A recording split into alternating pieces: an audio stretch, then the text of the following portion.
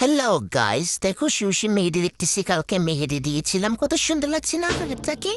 দেখো তোমরা, আমার মেহেদি দিতে এত ভালো লাগে কি বলবো। মেহেদি দেখতে দেখতে পেটেও খিদা লাগিয়ে গেল।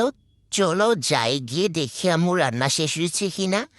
সো এখানে আর এটা তো কালকে কলে যাবো না। সো এই যে এখনো রান্না হয় নাই।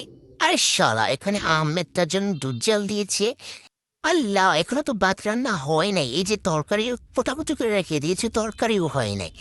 সো একটু পরে এসে দেখলাম যে ভাত রান্না হয়ে গেছে, এখন আমি খাবো। আর এইদিকে দেখা যাচ্ছে যে চিকেন আছে। আর শালা এখানে তো বট বুনা, ও কালকে যে একটু বুনা করেছে সেটা রয়েছে। আম্মু বললো যে গরম করে খেয়ে ফেলো, সেই জন্য আমি এখন এটাকে গরম করতে হবে। আর এই চিকেনটাকে একটু পরে আমি একদম পেটের ভিতরে ঢুকিয়ে ফেলবো, আর বাইরে থাকতে হবে না, ওকে কষ্ট করে। সো এই যে এখন আমি বটটা বুনা পড়বো, আর বট বুনা কার কার ভালো লাগে আমাকে জানাবেন।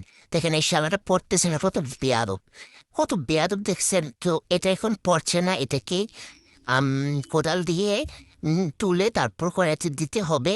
সেই জন্য আর আমি তো আগুনে জ্বালাইনি, যাক আগুন ধরিয়ে দেখি যে দেখো বাইরের থেকে বাতাস এসে আগুনটাকে কিভাবে উড়াচ্ছে, মনে হচ্ছে যেন মাথার চুলগুলো উঠতেছে। দেখছো কিভাবে উঠতেছে?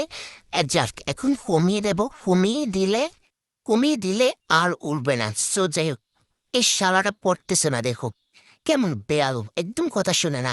সো এটার জন্য এখন কোদালটাকে ধুয়ে নেব, ধুয়ে তারপর ভালো করে ওয়াশ করে নিয়েছি। এবার আমি এটা দিয়ে তুলে এখন উঠবি না তোর বাপ উঠবে, দেখেছো উঠে গিয়েছে।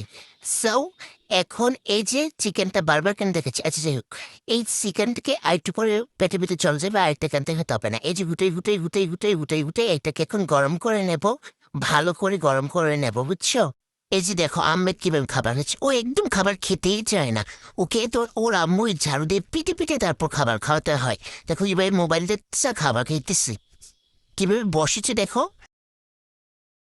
এই যে আমাদের কাছে গিয়ে এদিক দিয়ে আমার বট পড়ে যাচ্ছে, আর সেই জন্য তাড়াতাড়ি করে চলে আসলাম। এখন গ্যাসটা বন্ধ করে, এখন দেখো এগুলো কিরকম তেলের ভিতরে ভাজা ভাজা ভাজা ভাজা হচ্ছে।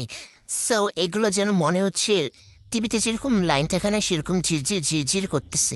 আচ্ছা এবার আমি ভাত নিয়ে নেব, এবং ভাত নিয়ে তারপর আমি চামচটা ড্যাগের ভিতরে রেখে দিয়েছি। আর যদি আমার আম্মু যেন এসে দেখে, তখন ওনার রেকর্ড বাজার শুরু হয়ে যাবে। সো চামচটাকে রাখতে গিয়ে দেখো শালাটা কি হয়ে পড়ে গেল। So, এটাকে এখন ধুতে হবে, সেজন্য বেসিনে রেখে দিলাম। সো আমি খাবার শেষ করে দেবো, না হলে যে কেউ ধুয়ে ফেলবে। তো এখানে একটু বট নিয়ে নেবো, আমার বড় বোন আসছিল, ও নাকি একটু খাবে, সেজন্য ওর জন্য একটু রেখে আমি একটু নিয়ে নিলাম। আর আলুগুলো বেছে বেছে নিয়ে নিচ্ছি দেখো, কারণ আমার অনেক আলু পছন্দ, আমি আলু অনেক বেশি পছন্দ করি, সেজন্য ও খেতে হবে না, ও না খেলেও চলবে। তো আমি আলুগুলো নিয়ে নিই, আলু দিয়ে বটের সাথে একটা একটা আলু কামড় না পড়লে ভালোই লাগে না। এই যে চিকেনটা দেখো, এই শালাটাও পড়তেছে না, কেমন বেয়াদব, সবগুলা বেয়াদব, কেউ কথা শোনে না। তো এটাকেও কোদাল দিয়ে নিয়ে নিলাম ভালো করে। সো এখন হচ্ছে আমি কলিজা ভুনা নেব, কলিজা ভুনা নিয়ে আমি আমগুম করে ভাত খেতে চলে যাব।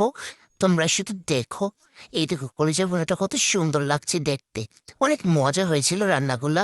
অ্যাকচুয়ালি আমার আম্মু রান্না করেছে বলে কথা, মজা তো হবেই, মজা না হয় আর কোথায় যাবে। আমার বড় বোন আর আম্মুর হাতের রান্না এত মজা কি বলবো।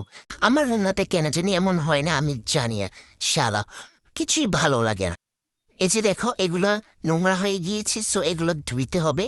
আর মাইনের উপর এসে ধুয়ে দিয়েছে, আমি পারবো না। আর যদি না ধুই তাহলে পরে এসে ধুবো। ওমা একটু পরে এসে দেখি মাইনের উপর ধুয়ে দিয়েছে। এই যে টিভি দেখবো আর খাবো, আর কি এখন শুধু বসে বসে টিভি দেখবো আর খাবো।